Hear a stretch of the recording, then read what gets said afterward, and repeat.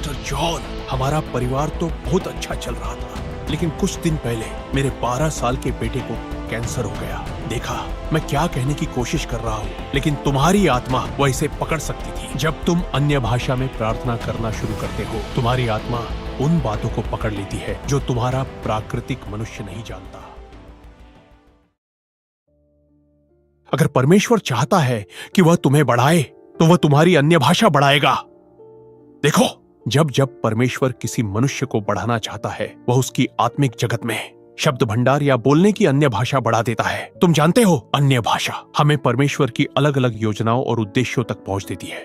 देखो, जब परमेश्वर किसी मनुष्य को बढ़ाना चाहता है, तो वह उसे अलग अलग प्रकार की आत्मिक आंधियों, परीक्षाओं के माध्यम से आत्मा के लोगों तक पहुंचने की सामर्थ्य देता है। तुम जानते हो, दुर्भाग्य से हम अक्सर यह चाहते हैं कि जो बातें आत्मा से जुड़ी हैं, उन्हें हम अपनी प्राकृतिक बुद्धि से समझ लें या सीमित कर लें। हमने अभी तक यह नहीं सीखा है कि आत्मिक लोक में एक स्वतंत्र जीवन के रूप में कैसे जिया जाए।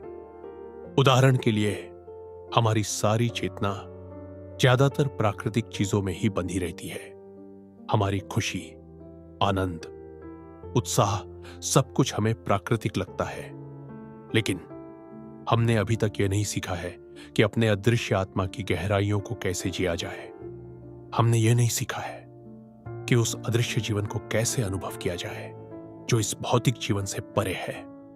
कई बार हम कहते हैं, हे प्रभु, मैंने बहुत प्रार्थना की, मैं थक गया हूं। लेकिन असल में आप थके नहीं हैं।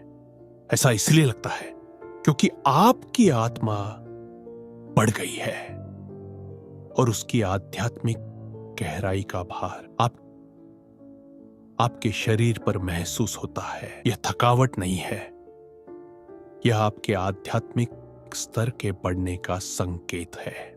और जैसे ही तुम अपना मुंह खोलते हो और कहते हो, मैं थक गया हूं, उसी पल तुमने उस परिश्रम को खो दिया। वो परिश्रम जो तुम्हें करना चाहिए था, या जिसे तुम्हें अपने सही स्वीकार, राइट कन्फेशन के जरिए संभालना चाहिए था।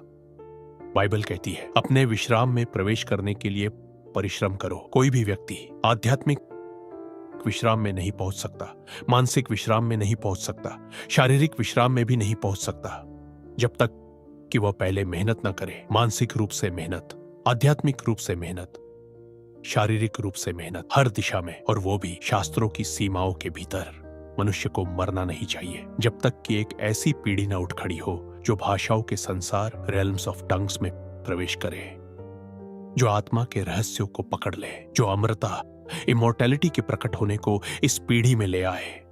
यीशु अभी नहीं आ रहे हैं, कोई नहीं जानता, परंतु कष्ट आएंगे, और वही कष्ट अमरता की सच्चाई और प्रकट होने को जगाएंगे। और मैं विश्वास करता हूं कि हम वही पीढ़ी है, अगर हम ध्यान देंगे और उस कार्य की रक्षा करेंगे जो परमेश्वर इन अंतिम दिनों में कर रहे हैं।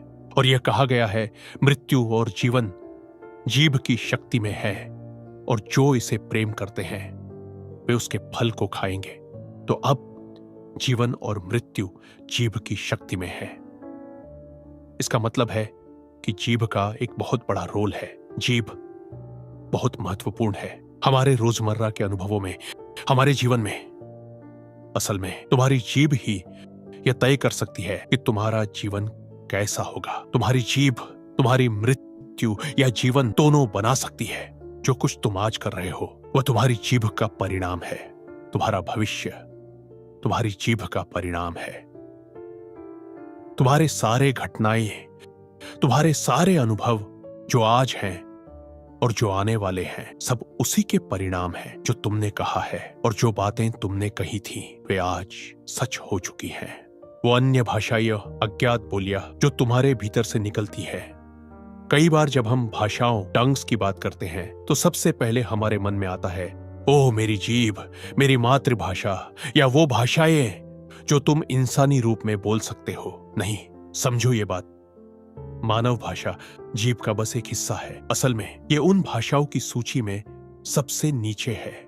तो यह किसी अंग्रेजी शब्दों के उच्चारण के बारे में नहीं है। नहीं, मैं जानता हूं, मैं समझता हूं कि बाइबल के कई अनुवाद अंग्रेजी में किए गए हैं। और हाँ, हम कहते हैं the Lord is my shepherd, I shall not want. लेकिन तुम्हें यह समझना चाहिए कि बाइबल की मूल भाषा अंग्रेजी नहीं है, बिल्कुल नहीं। तो अब इसका मतलब यह है कि अंग्रेजी या तुम्हारी मातृभाषा या कोई भी मानव भाषा, वो तो जीभ की सबसे साधारण भाषा है, सबसे निचले स्तर की भाषा। जीभ की असली शक्ति उसके भीतर छिपी हुई अन्य भाषाओं, अदर टंग्स में है।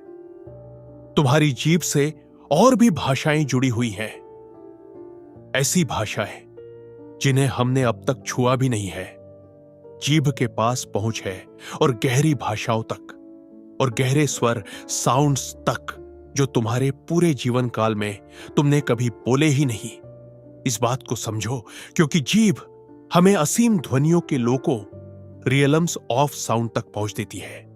ध्वनियां ही पहुंच है विभिन्न सृष्टियों तक। हर एक सृष्टि किसी न किसी ध्वनि से उत्पन्न हुई है। हर एक प्राणी किसी ध्वनि से रचा गया है, और जीभ के द्वारा हमें सभी ध्वनि लोकों तक पहुंच मिलती है, सभी ध्वनि लोकों तक। इसलिए यह जरूरी है कि हम समझें जीवन और मृत्यु की शक्ति क्या है। वह शक्ति जो जीभ के भीतर है। जीवन जीभ की क्षमता में है। जब हम जीवन की बात करते हैं तो हम जीवन के लोकों, रियलम्स ऑफ लाइफ की बात करते हैं। और जीवन नियंत्रित किया जा सकता है, जीवन बुलाया जा सकता है, जीवन वाणी से उत्पन्न किया जा सकता है, जीवन अस्तित्व में लाया जा सकता है। और उस जीवन तक पहुंचने का अधिकार, उस जीवन के रखवाले, कस्टोडियन तक पहुंच का अधिकार जीभ के पास है। अब सुनो, शास्त्र कहता है कुछ अधिकार, ऑथोरिटीज है, या जिन्हें बाइबल शक्तियां, पावर कहती है। ये शक्तियां कुछ लोगों की रखवाली करती है, कुछ आशीषों की, कुछ क्षमताओं की और कुछ सृष्टियों की, जो नियम, सिद्धांत या शक्ति के रूप में काम करती है। और जीभ उन सभी रखवालों, कस्टोडियंस पर शासन रखती है, जो उस द्वार की रक्षा करते हैं जहां से जीवन और मृत्यु पर अधिकार चलता है। हां, जीभ का राज्य है जीवन और मृत्यु दोनों पर। क्या अब बात समझ में आई? ठीक है, तो जीवन जीभ की क्षमता, एबिलिटी में है। जीवन जीभ के अधिकार, ऑथोरिटी में है। उसी तरह मृत्यु भी जीभ की क्षमता और अधिकार में है। इसका मतलब यह है, हमें समझना होगा जीभ की गहराइयां और वो सारे पहलू जो जीभ हमें देती है परमेश्वर के लोगों के रूप में।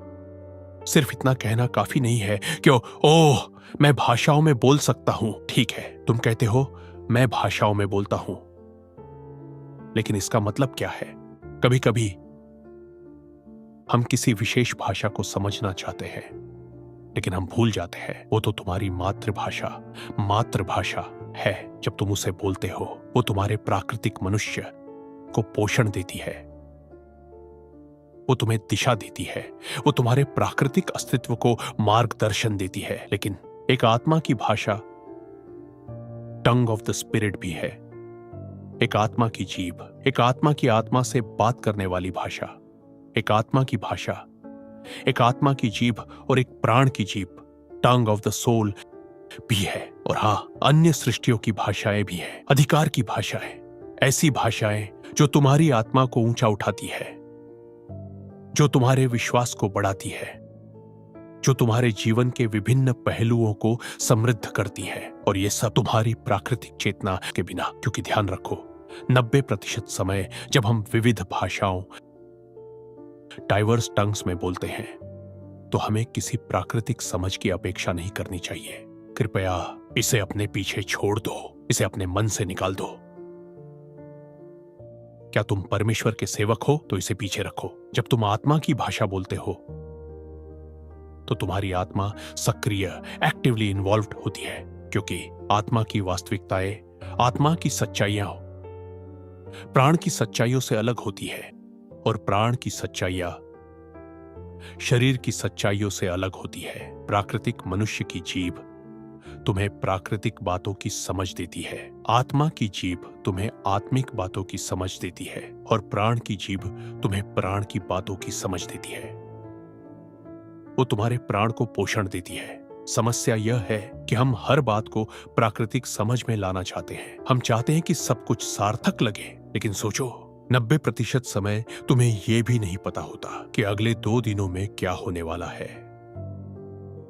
ओह पास्टर जॉन, हमारा परिवार तो बहुत अच्छा चल रहा था, लेकिन कुछ दिन पहले मेरे 12 साल के बेटे को कैंसर हो गया। देखा, मैं क्या कहने की कोशिश कर रहा हूं।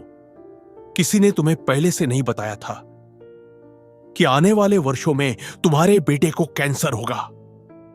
तुम्हारी भाषा, तुम्हारी प्राकृतिक जीभ ने तुम्हें यह नहीं बताया। तुम्हें यह नहीं पता था कि आने वाले समय में तुम्हारी बेटी, तुम्हारा बच्चा बीमार पड़ सकता है। तुम्हें यह भी नहीं पता था कि कोई व्यक्ति आने वाले कुछ हफ्तों या महीनों में मरने वाला है। तुम नहीं जानते थे, लेकिन तुम्हारी आत्मा वह इसे पकड़ सकती थी। जब तुम अन्य भाषा में प्रार्थना करना शुरू करते हो, तुम्हारी आत्मा उन बातों को पकड़ लेती है जो तुम्हारा प्राकृतिक मनुष्य नहीं जानता। तुम्हारी आत्मा उसी स्थिति को आध्यात्मिक लोकों में संबोधित करने लगती है और समय के साथ वो परिस्थिति टल जाती है। और अब वो बच्चा 12 साल का हुआ और उसे कभी कैंसर नहीं हुआ। वो 30 साल तक जी गया और कभी बीमार नहीं हुआ, और तुम्हें पता भी नहीं चला कि तुम्हारी भाषाओं में प्रार्थना ने तुम्हारे बेटे का जीवन बचाया। तुम नहीं जानते थे कि तुम्हारी जीभ उसकी रक्षा कर रही थी। आत्मा के नियमों, सिद्धांतों और तरंगों में सबसे बड़ा अवरोध है प्राकृतिक मन।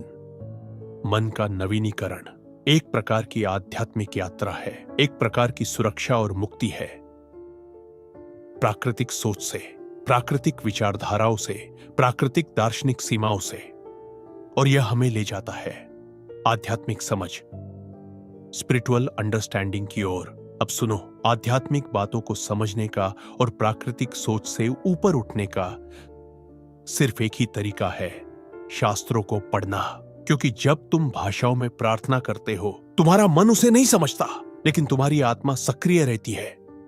आत्मा के अंदर चीजें फिर से घड़ी जा रही होती हैं, नई संरचनाएं बन रही होती हैं, नई व्यवस्थाएं स्थापित हो रही होती है। तो हमारे पास एक रास्ता है जिससे हम अपनी आत्मा को सक्रिय कर सकते हैं, जिससे हम भविष्य पर अधिकार पा सकते हैं, और जो कुछ शैतान योजना बना रहा है उसे बदल सकते हैं। कैसे? आत्मा में प्रार्थना करके, स्पिरिट में प्रार्थना करके। क्योंकि जब मैं भाषाओं में बोलता हूं, मैं मनुष्यों से नहीं बोल रहा, मैं किसी प्राकृतिक व्यक्ति से नहीं बोल रहा। यहां तक कि बाइबल भी कहती है तुम्हारा मन निष्फल होता है। हां, तुम्हारा मन निष्फल होता है। इसका मतलब शुरुआत से ही यह तय था कि जब तुम भाषाओं में बोलोगे तो तुम्हारा मन उसे नहीं समझेगा। बस बात खत्म। क्योंकि यह प्राकृतिक मनुष्य की भाषा नहीं है, यह आत्मा की भाषा है। यह आत्मिक लोकों का प्रवेश द्वार, एक्सेस है। यह तुम्हें परमेश्वर के राज्य, रिलम्स ऑफ गॉड तक ले जाता है। Hallelujah, hallelujah, hallelujah. हमें सीखना होगा कैसे अपने आत्मिक मनुष्य को विकसित करें, कैसे आत्मा को प्रभावी रूप से सक्रिय करें, कैसे आत्मा में चले, बोले जे, ताकि हम हर दिन विजय में जीवन जी सके। Victory in the spirit. अगर यह संदेश आपको आशीष दे रहा है तो इसे शेयर करें, क्योंकि परमेश्वर का वचन जीवन बदलता है। और याद रखो, सब कुछ, सब सामर्थ, सब महिमा यीशु ही की हो। आमीन।